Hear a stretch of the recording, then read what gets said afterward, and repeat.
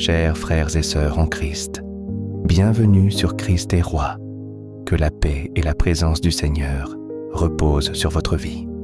Aujourd'hui, nous allons méditer l'un des psaumes les plus puissants et les plus actuels de toute la Bible, le psaume 127, un psaume qui nous rappelle que Dieu est le fondement de toute réussite, le gardien de toute maison et le soutien de tout cœur fatigué.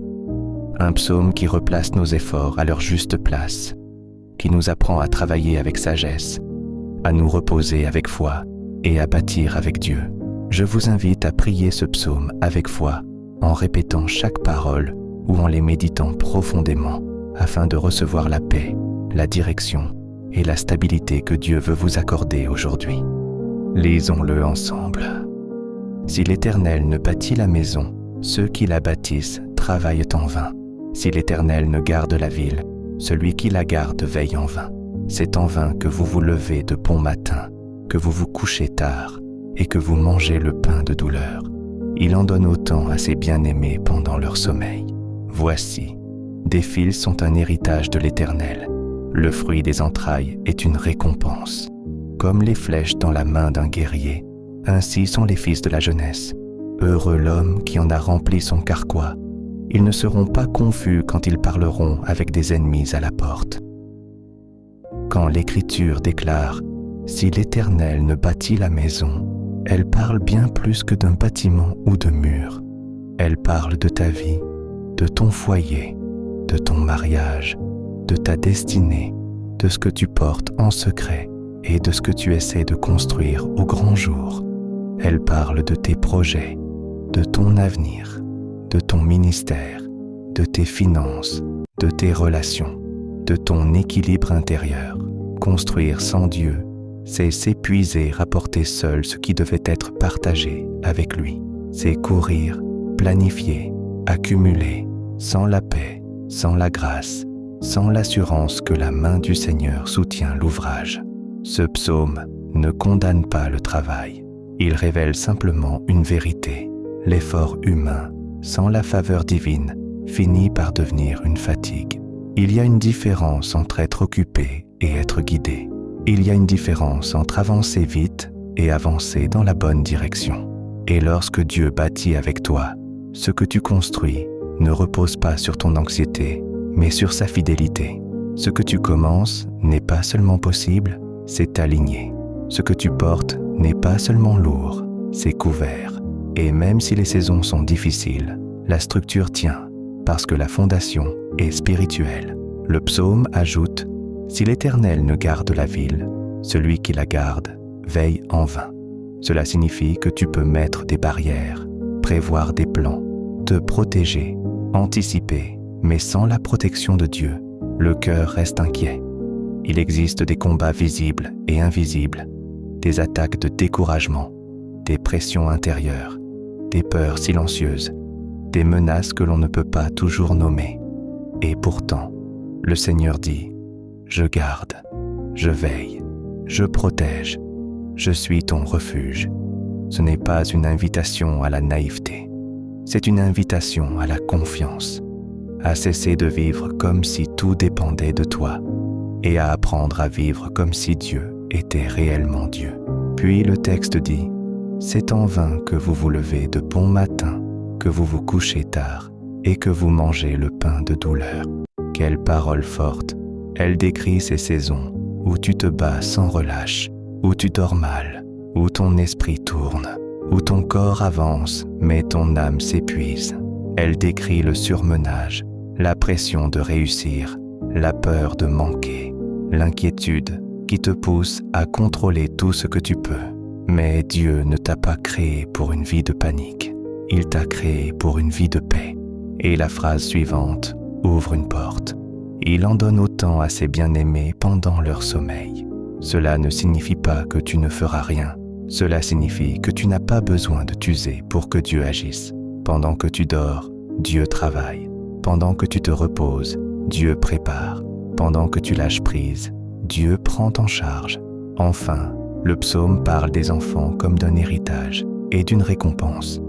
Et même si ce passage concerne littéralement la famille, il nous parle aussi spirituellement de ce que Dieu met entre tes mains, des responsabilités, des fruits, des missions, des personnes à aimer, des projets à nourrir, des flèches dans la main d'un guerrier.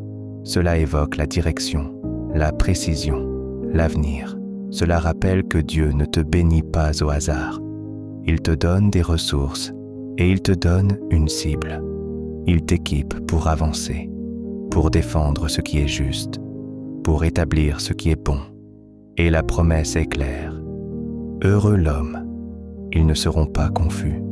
Avec Dieu, tu peux te tenir debout.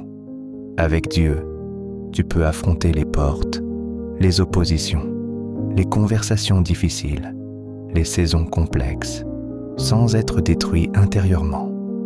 Et maintenant, prions ensemble.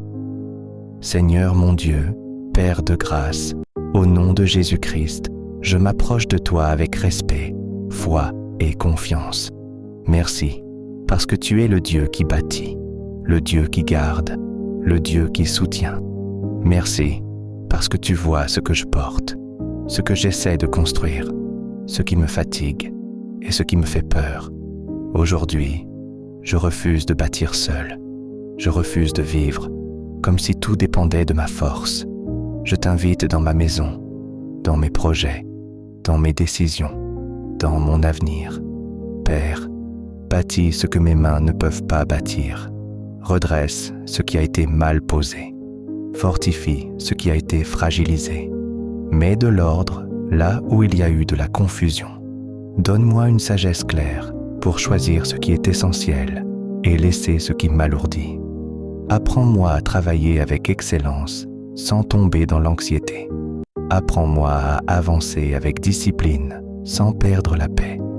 Je te confie mon emploi, mes finances, mon appel, mes relations, mes études, mes démarches. Mets ta faveur sur ce que j'entreprends et ferme avec amour ce qui ne vient pas de toi. Seigneur, garde ma ville, garde mon cœur, garde mon foyer, garde ma maison, garde mes allées et venues. Protège-moi des pièges visibles et invisibles. Éloigne de moi la confusion, la manipulation, les mauvaises influences, les paroles qui blessent, les intentions cachées. Mets une haie de protection autour de ma vie. Que ta paix soit comme une muraille, que ta présence soit comme une lumière, que ta main soit comme un bouclier. Père, je te demande aussi de briser en moi l'esprit de surmenage. Brise la peur du manque. Brise le besoin de tout contrôler. Là où je me lève trop tôt avec l'inquiétude, viens déposer ta sérénité. Là où je me couche tard avec le poids des soucis, viens déposer ton repos. Je refuse de manger le pain de douleur. Je reçois ton pain de paix. Je reçois la grâce de me reposer sans culpabilité. Je reçois la capacité de dormir en sachant que tu veilles. Même quand je ne vois pas encore la solution, je crois que tu agis déjà. Seigneur, bénis ce que tu m'as confié comme héritage. Bénis ma famille, mes enfants, mes parents, mon couple, mes proches. Et si je n'ai pas d'enfants, bénis les fruits de ma vie, les personnes que tu me confies, les œuvres que tu me donnes d'accomplir, les portes que tu ouvres, les semences que je plante. Fais de moi une bénédiction. Donne-moi un cœur doux et ferme, rempli d'amour et de vérité.